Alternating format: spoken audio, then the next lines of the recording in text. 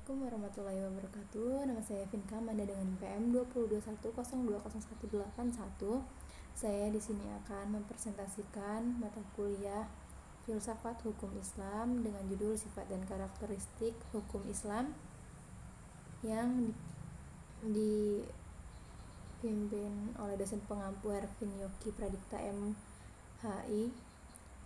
Langsung saja, yang pertama yaitu sempurna. Sempurna artinya utuh, lengkap, segalanya. Kesempurnaan hukum Islam atau syariat dapat dilihat dengan diturunkannya syariat Islam dalam bentuk yang umum dan mengglobal permasalahannya, kecuali hal-hal yang bersifat langgeng. Nas memuat prinsip-prinsip hukum terperinci, konkret, dan teknis. Misalnya, masalah peribadatan,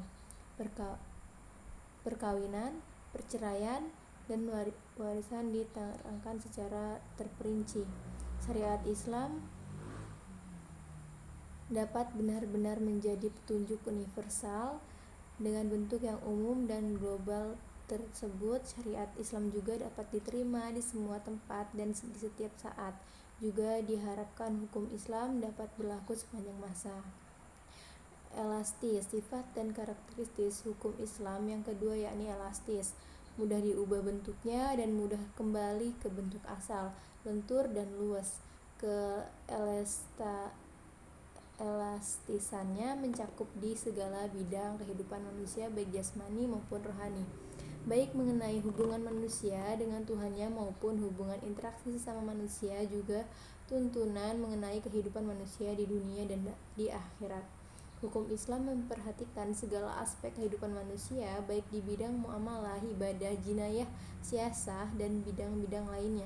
Namun, segala aturan yang diatur oleh hukum Islam itu tidak berarti pula menjadikan hukum Islam memiliki dogma yang kaku atau beku, keras dan memaksa. Nas membuka peluang untuk memanfaatkan akal guna berijtihad dan memilih cara-cara yang paling sesuai bagi pelaksana dan sesuai pula dengan keadaan. Selanjutnya, universal. Universal atau disebut dengan alami berarti umum, berlaku untuk semua orang atau untuk seluruh dunia, bersifat melingkupi seluruh dunia. Ini berarti hukum Islam itu tidak dibatasi oleh lautan maupun batasan suatu negara. Bukti yang menunjukkan bahwa hukum Islam itu mempunyai sifat universal atau tidak harus dikembalikan kepada Al-Quran. Universal hukum Islam ini dinyatakan oleh Al-Quran itu sendiri, yang berbunyi, dan tidaklah kami mengutus kamu Muhammad melainkan untuk menjadi rahmat bagi semesta alam. Quran Surat Al-Anbiya ayat 107. Dan kami tidak mengutus kamu Muhammad melainkan kepada umat manusia seluruhnya sebagai pembawa berita gembira dan sebagai memberi peringatan. Tapi lebaikan manusia tidak mengetahuinya. Quran Surat Al-Saba ayat 28. Kedua ayat Al-Quran di atas menyatakan bahwa syariat yang dibawa oleh Nabi Muhammad bukanlah dirumuskan untuk orang Arab saja, namun berlaku bagi seluruh umat manusia yang ada di seluruh dunia.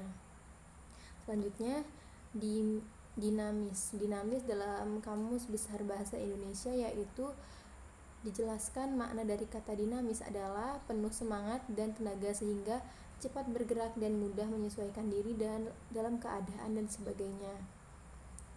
Kedinamisan ini hukum Islam terletak pada dasar-dasar yang menjadi dasar dan tiang pokok bagi hukum Islam. Dasar-dasar dan pokok-pokok itulah yang menjadi sumbu kekuatan, kelemahan, kemudahan, dan kesukaran dalam menetapkan hukum Islam sesuai dengan tabiat manusia yang tidak menyukai beban yang membatasi kemerdekaannya, sehingga manusia memperhatikan beban hukum Islam dengan sangat hati-hati. Manusia tidak akan bergerak untuk mengikuti perintah jika perintah itu tidak dapat menawan hatinya atau mempunyai daya dinamika. Selanjutnya, syariat Islam dapat menarik manusia dengan amat cepat dan manusia bisa menerima dengan ketetapan hati karena Islam menghadapkan pembicaranya kepada akal yang mendesak manusia bergerak dan berusaha serta memenuhi kehendak fitrah yang sejahtera. Sebagaimana hukum Islam menuju kepada toleransi persamaan, kemerdekaan menyeluruh untuk berbuat ma'ruf dan mencegah mungkar. Sendi-sendi dari kedinamisan hukum Islam adalah meniadakan kepicikan, menyedikitkan tugas, mensyariatkan hukum dan dengan cara berangsur-angsur memerhatikan kemaslahatan manusia, mewujudkan keadilan yang merata.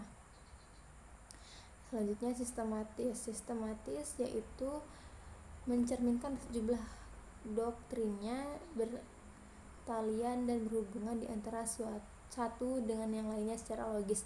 Beberapa lembaganya saling berhubungan satu dengan yang lainnya. Perintah sholat dalam Al-Quran selalu diiringi dengan perintah menunaikan zakat. Perintah untuk makan dan minum diiringi dengan kalimat tetapi jangan berlebih-lebihan. Dan juga dengan lembaganya, pengadilan dalam Islam tidak akan memberikan hukum potong tangan bagi pencuri bila keadaan masyarakat sedang kacau dan terjadi kelaparan, tidak akan memberikan hukuman rajam bagi pezina, dan kebiasaan berpakaian yang belum diterapkan sebagaimana yang dikehendaki oleh hukum Islam itu sendiri. Hukum Islam dengan lembaganya demikian saling berhubungan satu sama lainnya. Hukum Islam tidak akan bisa dilaksanakan apabila diterapkan sebagaimana dan ditinggalkan sebagian lainnya. Hukum Islam bersifat ta'abud dan ta'akul.